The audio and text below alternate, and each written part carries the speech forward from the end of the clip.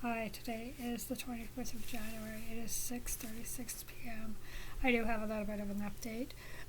As a result of yesterday and the declaration, Melinda Jeffries, who is a garbage can, I believe, has decided, and that's what they call her in the organization, has decided a security team to come in and to take over, quote unquote, her office. What she's been doing is she has locked Zachary Ledoux, the operations manager, upstairs in what's called the encounter room. It's actually called the raping room. He upstairs in that room. Jonatos Rogato brings in rats and cobras, and that's where they actually have their raping schedule for the young girls that Mary Audrey Raycroft puts them in. Another thing is that Sandra Long decided to take a little drive today, and when she was out, Sandra Long was wearing my bra and panties that she received from Norman Brown from 3401 Escada Drive. Why would Sandra Long want to take a drive and go to that? Norman Brown was questioned by the Toronto Regional Police because he was going up and down Judson Street. Why was Norman Brown yesterday going up and down Judson Street near Isabeth Avenue to Royal York Road to find me and to see if he could kidnap me? I'm going to stand up and show you something.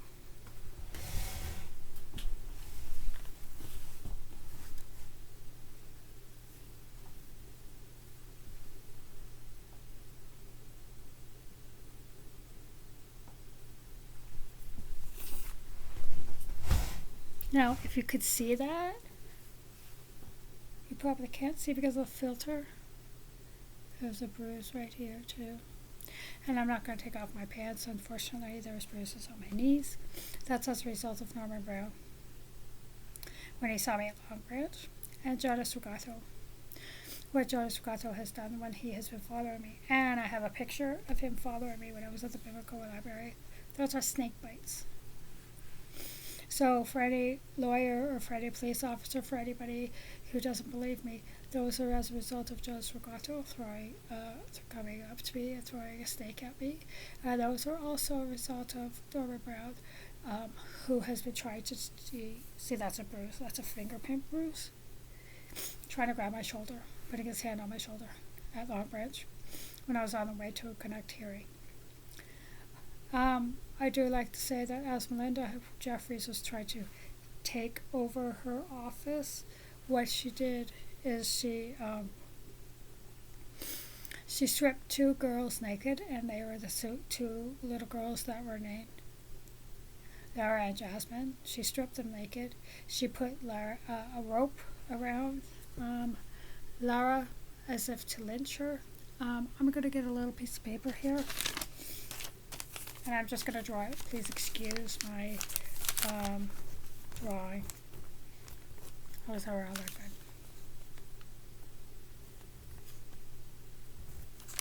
good. Okay, this is my little stick person. Okay, that's supposed to be a neck. She put a rope around her neck, crisscross around her body. So it like crisscross around her body and around her neck, and she put a wig on her head and said, "Are you the lioness? Are you the lioness?" A wig that was supposed to emulate me, that Sandra Long bought at the same place I got my wig, but it was a different color.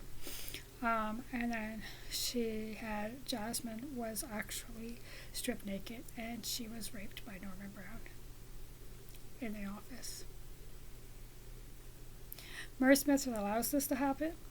Murray Smith has been complaining about me. I actually would also like to say something a little bit. I'm working on a new sermon. It's actually finished. I just have to type it up. I will be speaking at Hazel McCullough Library Saturday, March the 22nd. I'm trying to figure out which room. There'll be flyers coming out from 2 to 4 p.m. I will be speaking. I've been released to minister. This is not a Catch the Fire event. This is not a Catch the Fire Toronto event. This is related to no church. This is related to me. It's called Speaking the Truth. There'll be light refreshments, and there'll be a offering taken up for Princess Margaret Cancer Foundation Hospital.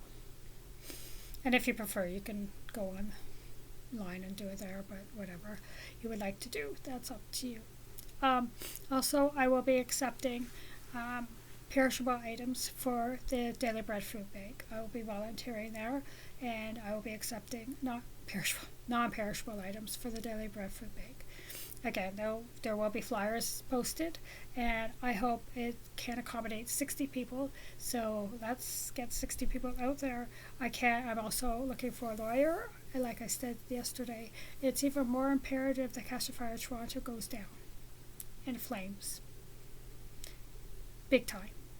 Because when Melinda Jeffries is walking around and she is putting ropes on children and she is stripping them naked, and when they're in the office at 268 Atwell, and when they're locking the doors and they're putting the operations manager upstairs because he's the one who can call the police, and he's the one who's the man of the house, and he's the one who can take charge, and he can have people reprimanded and suspended. So, yeah, once again, I am looking for a lawyer. My email address is michelleverhaven@hotmail.com. Not Hotmail, sorry. I always use that one. Used to say that. I'm just writing it down right now.